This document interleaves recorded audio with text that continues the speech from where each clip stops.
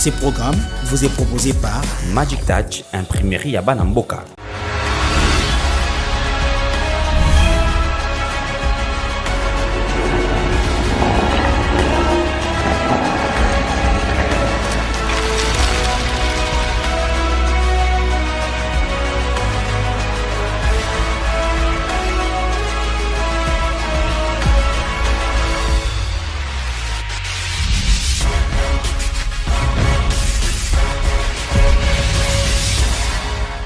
Mesdames et messieurs, bonsoir. On accueille ce jour un de trois membres du jury du prix de l'entrepreneur qui va nous parler de l'expérience des auditions qui ont eu lieu récemment, de ses analyses sur les différents projets des finalistes, mais également de son point de vue sur l'entrepreneuriat en République démocratique du Congo. Madame Lisa Condé, elle-même entrepreneur, nous partagera également son parcours tout en montrant la voie à nos finalistes pour une meilleure présentation de leur projet. Lisa, bonjour.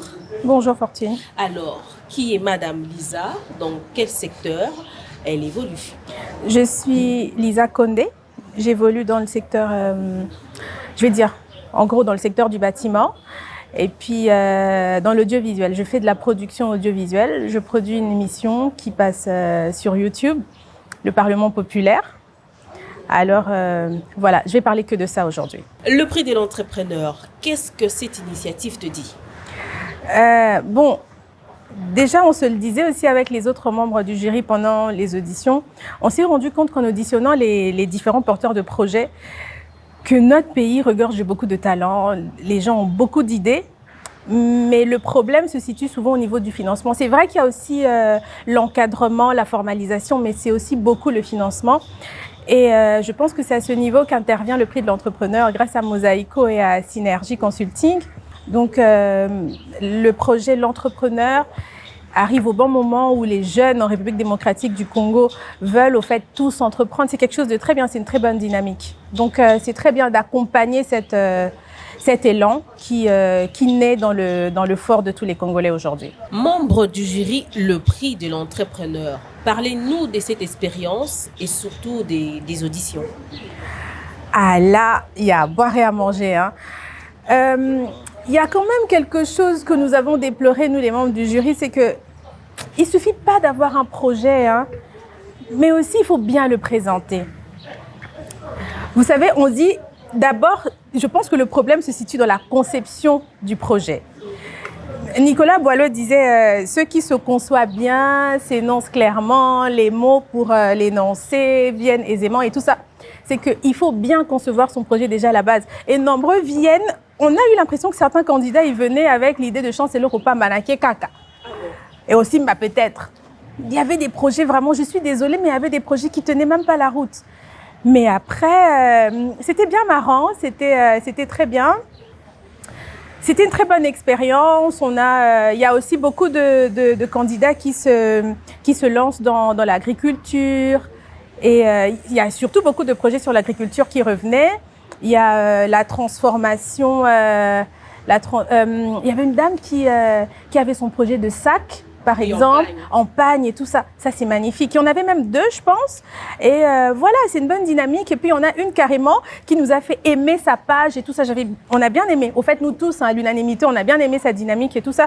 Donc, c'était une très bonne expérience que d'écouter tous ces candidats, des idées de génie. Il y avait... j'ai même appris un mot, aquaponie. Voilà, je crois aquaphonie ou aquaponie, voilà, quelque chose comme ça, mélange d'élevage, de poissons, agriculture et tout ça. Et la plantation. Et la plantation, c'était enrichissant et pour eux et pour nous, en fait. Entreprendre en République démocratique du Congo n'est pas mince affaire.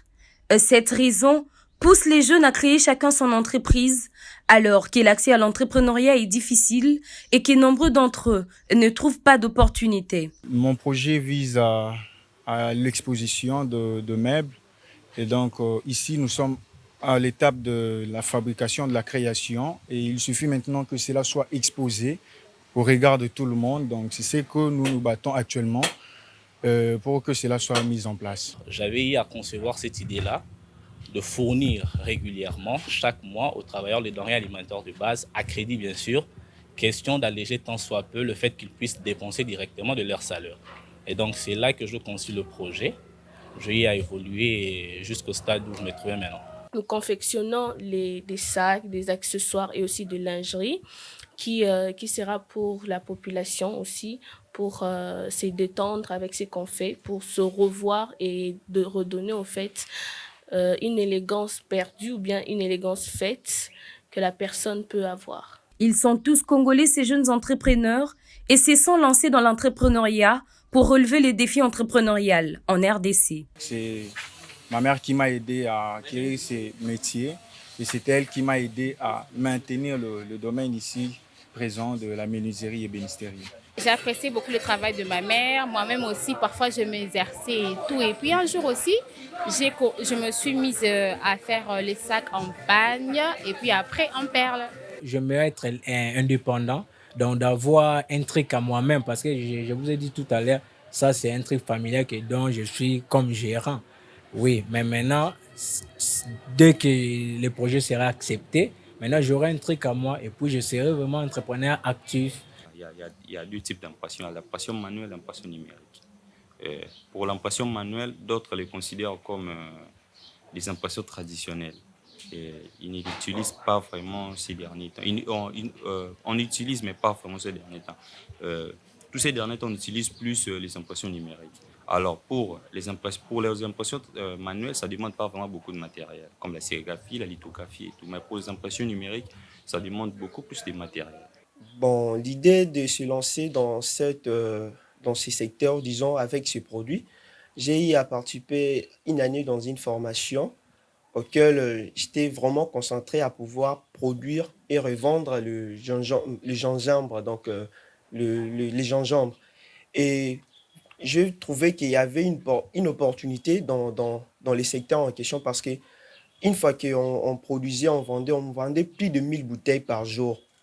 Et je m'étais dit que c'est une opportunité de saisir parce que la formation était périodique et la demande à la population n'était pas périodique. Donc, ça continuait. Et j'ai trouvé l'opportunité de pouvoir saisir cette chance et de se lancer dans ces projets. Ils aspirent à investir dans les secteurs de l'entrepreneuriat, d'oser et de croire en eux pour réaliser leurs rêves. Cette idée était plutôt amusante quand j'étais petite parce que je le faisais déjà. Donc, je prenais certains de mes habits, j'arrangeais. Vu que j'avais beaucoup de poupées, donc je prenais souvent des tissus de couture qui restaient. Donc, je l'utilisais, je faisais et ça me plaisait. Après, vers 2016, je me suis demandé, OK, je peux me lancer, hormis ce que je fais, hormis le droit, je peux me lancer dans ça. Et je me suis lancée dans ça et j'ai vu que je m'améliorais. Et je me suis dit de faire une formation pour plus m'améliorer, avoir aussi un bon début de terrain. Le produit n'a pas une durée d'expiration parce que ça ne contient pas de composants chimiques. C'est un produit qui est quasiment bio. Vous pouvez le consommer n'importe quand, après tout comme avant les repas. C'est juste que au-delà d'une semaine, ça commence à fermenter. Ça ne sera plus vraiment léger, ça pourrait devenir l'alcool. Quand j'ai évalué la faisabilité du projet ici, par rapport au lieu où j'ai commencé à Lubumbashi, le pesanteur d'ordre financier m'a imposé un coup de pouce.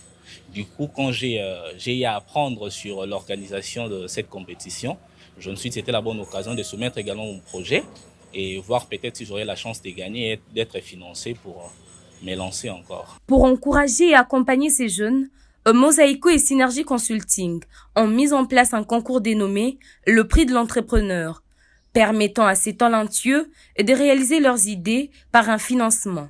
Je serai aussi fière de moi-même aussi. Et deuxièmement, ça va m'aider à encourager d'autres entrepreneurs comme moi aussi à se lancer, ceux qui sont peut-être découragés à s'élever aussi, à se battre par rapport à l'entrepreneuriat. Mes attentes sont logiques, c'est qu'une fois que je gagne le prix, si la chance serait de mon côté, je me lance immédiatement dans le projet parce que là, je me suis déjà mis en contact avec le fournisseur. Pas un fournisseur, c'est-à-dire 3 fournisseurs pour éviter en quelque sorte l'un des risques que connaissent ces projets, c'est l'insuffisance ou la rupture de stock par le fait de la non-fourniture. Et donc pour pallier à ça, j'ai eu à contacter 3 fournisseurs sûrs et avec ces fournisseurs-là, je me dis qu'une fois que j'aurai ce qu'il faut pour déverser là-bas en tant que caution, je pourrais mensuellement obtenir ce qu'il faut. Et même si un des fournisseurs tombait en panne d'approvisionnement, l'autre pourrait m'approvisionner. Je serais très content. Et puis je vais remercier l'initiateur Mosaïco et Synergie. Et surtout, je sais que je serai maintenant libre. Je vais m'épanouir vraiment comme je vais. Si je gagnais les prix, juste acheter les matériels pour me permettre de bien épargner et de faire aussi un nom dans l'étendue de la République aussi.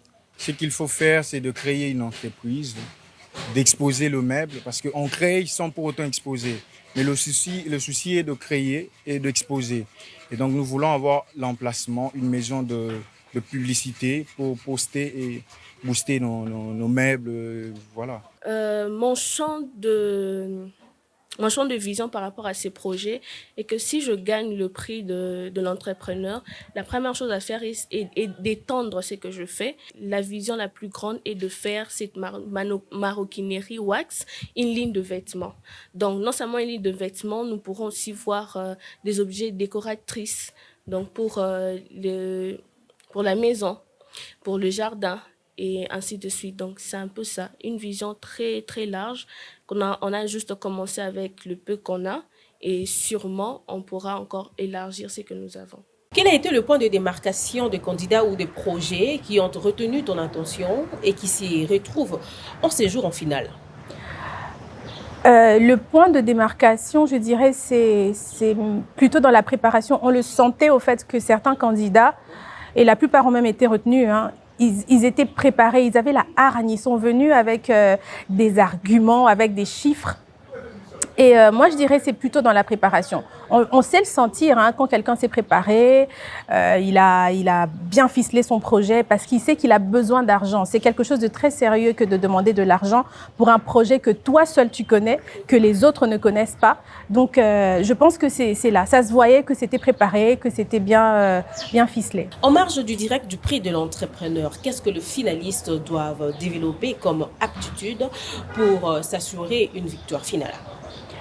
Bon, comme aptitude, je dirais la capacité de communiquer d'abord parce que nous, on n'était que 3. Il n'y avait que 3 membres du jury, mais là, ce sera devant un public plus large. Vous savez, connaître son projet est une chose, mais le communiquer est une autre. Donc après, il faut vraiment développer une bonne capacité à communiquer devant un large public, ne pas avoir peur.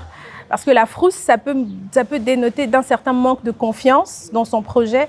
Et ça compte beaucoup. Donc la capacité à communiquer et à convaincre, parce qu'ils n'auront pas beaucoup de temps, ils n'auront pas autant de temps qu'ils l'ont eu quand nous les avons auditionnés. Donc c'est ce que je peux dire, oui. Pour la finale, qu'attendre de Madame Lisa? Seras-tu plus tranchante ou plus souple? Bon, ici, c'est pas question d'être tranchant ou souple, c'est plutôt question de rigueur. Comme on le sait, dans la composition du jury, moi, j'occupais plutôt la place du client. Je me mettais à la place du client final. Donc, c'est-à-dire que on ne sait pas face à quel client on se retrouvera demain. Donc, il y a des clients très, très intransigeants. Donc après, c'était un petit exercice pour eux, mais c'est pas méchant, c'est juste de la rigueur. Donc vous allez encore coincer le candidat comme vous l'avez fait lors de... Non, on ne coince pas, on expose juste la réalité. Parce qu'il y a des clients bien plus compliqués sur le marché. Lisa, merci et rendez-vous à la finale. Rendez-vous à la finale et on verra bien comment ça va se passer, mais je suis sûre que ça va bien se passer. Chers téléspectateurs, merci de nous avoir suivis et retrouvons-nous prochainement avec un autre membre du jury.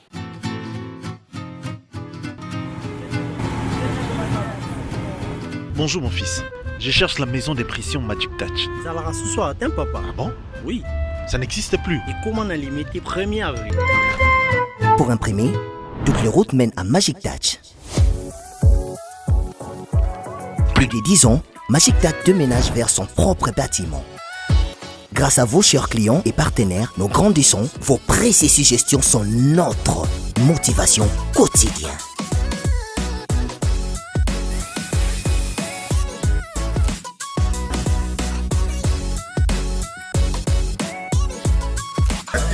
Telinga nanga metal la Magic Touch.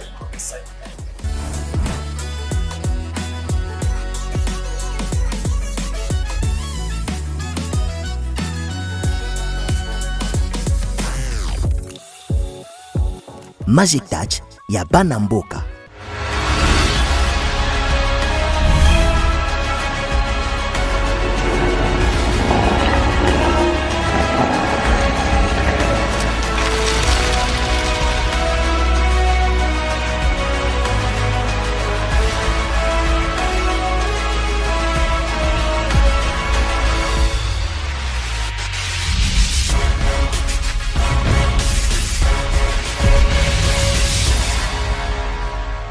Ce programme vous a été proposé par Magic Touch, imprimerie à Banamboka.